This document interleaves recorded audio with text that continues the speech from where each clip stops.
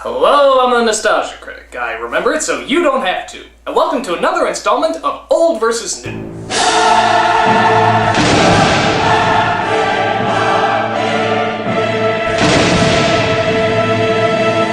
You wanna know what I love? Tim Burton. Every time you see a movie by him, you know it's always gonna be dark, strange, and goofy. That is, except when he reimagines stuff. We all know what a powerhouse remake Planet of the Apes was, so I wasn't very enthusiastic when he was remaking one of my childhood favorites, Willy Wonka and the Chocolate Factory. When I saw the trailer for this movie, I really thought it was gonna blow. You can't top the original, no way, no how. But, much to my surprise, I was totally right. Not that it was the worst film, but I just don't think it held a candle to the original. Is this just the thoughts of a stubborn curmudgeon, or is there really something there that I'm missing? Well, let's take a look back. This is Willy Wonka and the Chocolate Factory versus Charlie and the Chocolate Factory. I've got a perfect puzzle for you. Willy Wonka, the amazing chocolate tea. Willy Wonka, here he is. So let's get down to the main star himself.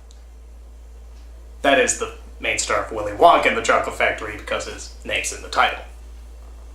Even though that movie was more about Charlie, and that Charlie and the Chocolate Factory was ironically more about Willy Wonka, sort of a marketing mistake in my opinion. They should have thought a little harder. I forget it.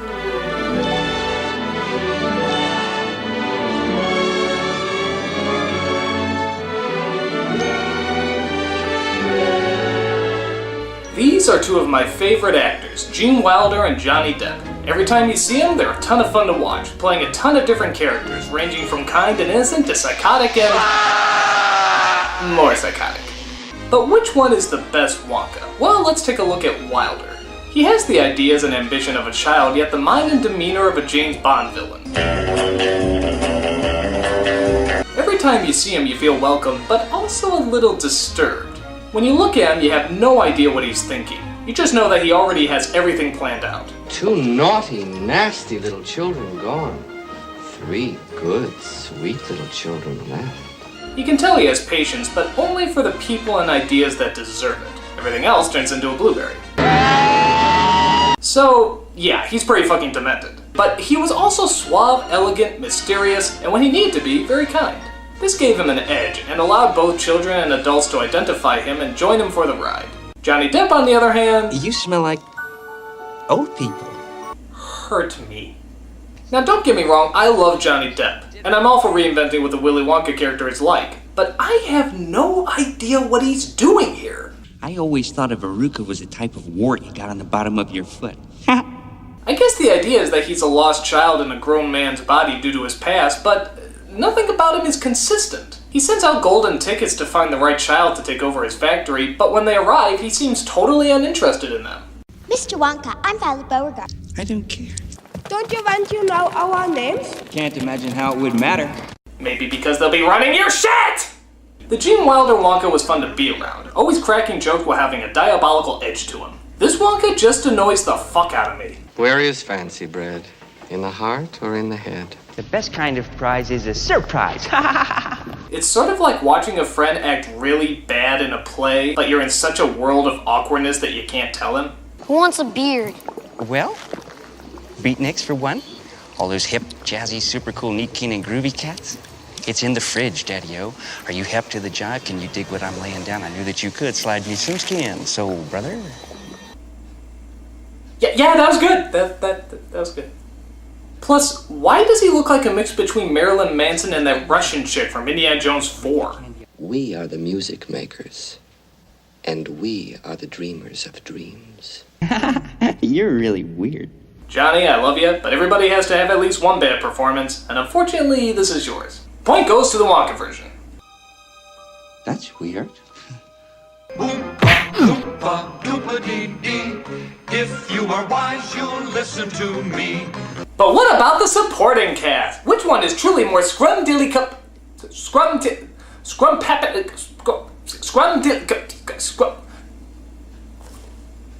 Scrum-dill...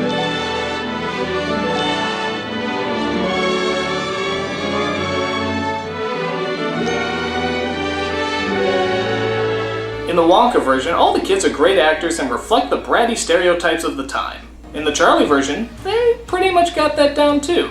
In fact, they updated. Mike TV is more obsessed with video games than he is with television, and his parents are a lot more careless, like the kind of hapless people who wouldn't mind letting technology raise their child.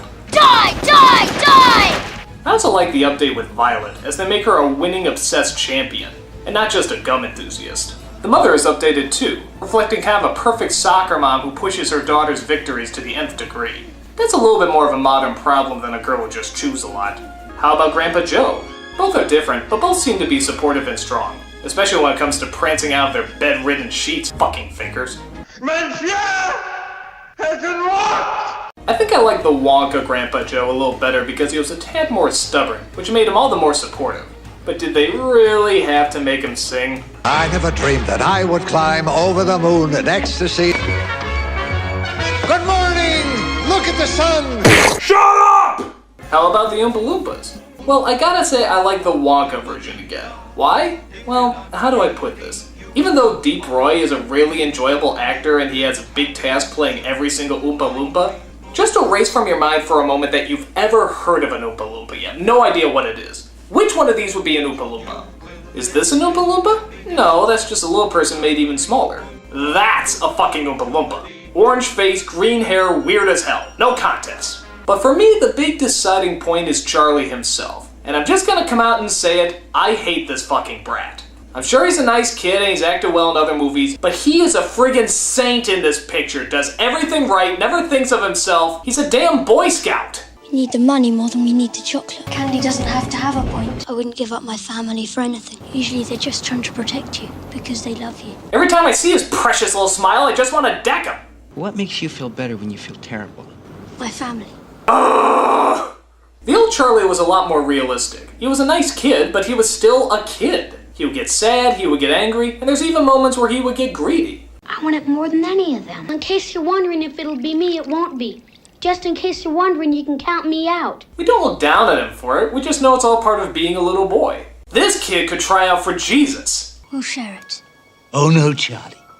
Not your birthday present. It's my candy bar, and I'll do what I want with it. Do this in memory of me. Also, his performance is pretty bland, but what do you expect when you pretty much have no juicy material to deal with? Sure, of course. Can you remember the first candy you ever ate? The gates are always closed. Aren't I just charming? Ha ha! Seeing how Charlie is one of the main characters as well as the focus of the story, well, should be. I think it's only fair to give credit where credit's due. Point goes to the Wonka version. Mumbler! Seriously, I cannot understand a single word you're saying. Oompa, loompa, doompa-dee-dee. If you are wise, you'll listen to me. But you can't have a musical adventure without music. Otherwise, you just have an adventure! Which would still be pretty amazing. In fact, maybe even more amazing because you wouldn't have all that damn music around annoying you. I need something to off-awkward this. Thank you! This is best music.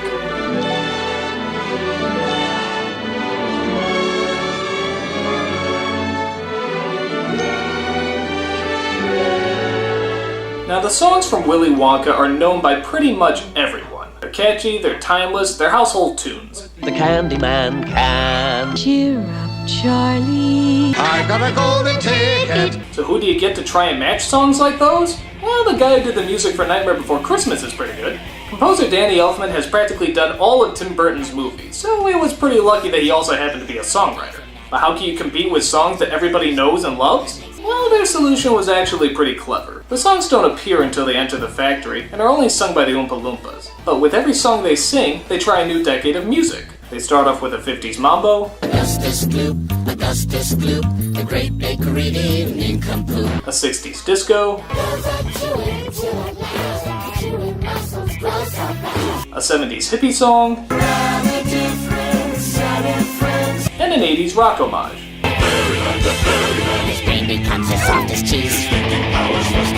Now that's a really clever idea. The only downside is that the songs, while entertaining, are pretty short and, to be honest, not very memorable. That is, except for... This song tormented so many people months after they saw this flick.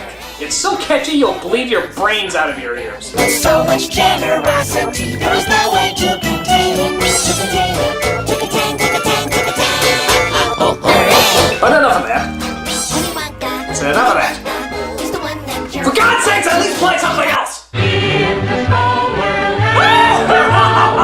world. Stop! But how does the rest of the music fare out? Well, they both seem to match the tone they're trying to set. Wonka's is a bit more whimsical and smooth, where Charlie's is a bit more quirky and deranged.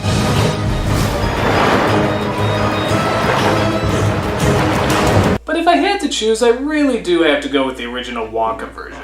No disrespect to Elfman, but these are just classic, memorable, perfect songs. I wouldn't expect anybody to top them. Again, point goes to Wonka. Once again, you really shouldn't mumble because it's kind of starting to bum me out. Oompa, loompa, doopa-dee-dee. If you are wise, you'll listen to me. But if there's anything you think Tim Burton would be able to outdo, it's the visual style. I mean, this is the guy who said, hey, you know what that guy needs? Fucking scissors on his hands. That'll make the movie work. But is it enough to save this reimagining? Let's take a look at visual style.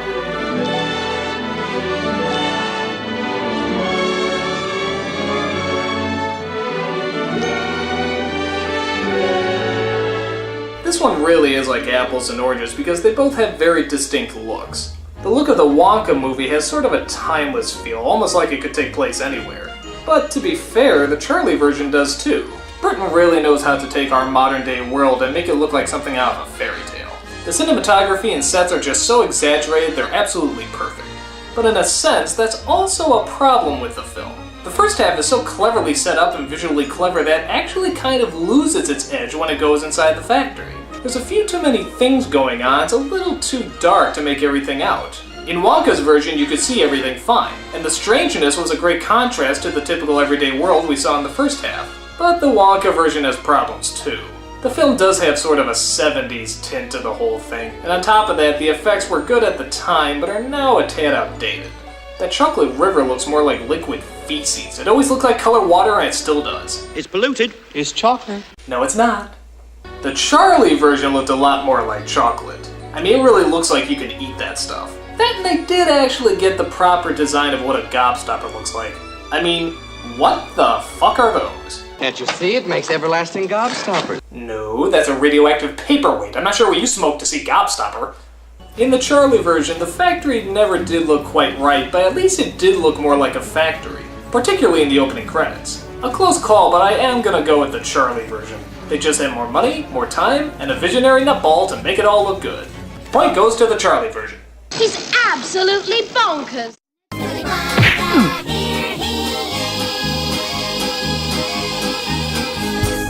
But again, it all comes down to story. Which one tells their tale the best? Well, let's not wait any longer and dive right in.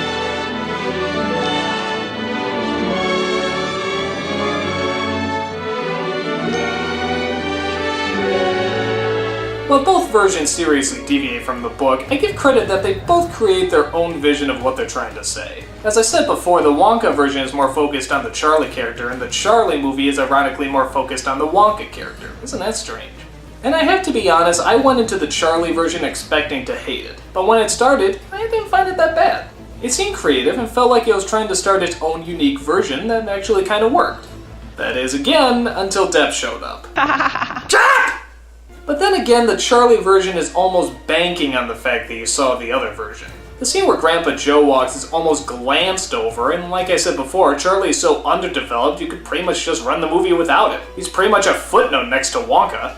The film also shows a lot more, like I never really wanted to see Loompa Land. I had my own vision of what a Vernicious Knid looked like, and it did not look like that thing. In fact, I still have my kindergarten drawing of what I thought one originally looked like. I had issues. It also bothered me how we don't know if the kids survived in the Wonka version, yet we clearly see them survive in the Charlie version. I think the message sticks much more to kids when you don't know if they survived, but there's still that possible out that they did. There's also no Slugworth, but that wasn't really in the book anyway. And there's also no outburst at the end, which seemed to really put Charlie's innocence and kindness to the test. Now granted though, the Charlie version did update a lot of plot holes. Like, why shrink down a giant piece of chocolate that could make like 50 bars into one? In this version, they actually say they want to teleport it through television, which is a lot more clever. They also explain that Wonka is looking for children to win the golden tickets, not adults. I mean, how did he know in the other version that coincidentally 5 children and not 5 adults would find the tickets? I'm a trifle deaf in this ear. Speak a little louder next time. But what really gets me are the morals. That's probably the weirdest part. The moral of the Wonka version is just always be good and true to yourself and one day you'll get your reward. Simple enough. The moral of the Charlie version, I guess, is to always be a kid at heart but be an adult in your mind. Don't spend your adult life being a little child. But that's more of a message for grown-ups, isn't it? You know, and unsuccessful comedians. But like I said before, the #1 problem with the Charlie version is that it was about Wonka. And it shouldn't be. Charlie is the focus and the character kids can identify with. Wonka is more like Merlin or Mr. Miyagi. He's interesting, but he's not the heart of the story. That has to belong to the main character, which is Charlie. His name is in the title of the book, for crying out loud! Though I don't hate it as much as I did in the past, it's clear which one's the superior version. The Wonka version. It's Wonka version. The old, the original, the timeless classic. Willy Wonka and the Chocolate Factory. No way. Oompa, loompa, doopa-dee-dee. If you are wise, you'll listen to me. So the old wins this time around. As a special treat, here's the original music from Willy Wonka and the Chocolate Factory to play us out. Willy Wonka, the amazing chocolate No! Play something else! Play something else! Something else! Something else! Alright, enough is enough. This is the final, this is the very, very last straw! Who is responsible for this? I demand that you show yourself! Who are you? Huh?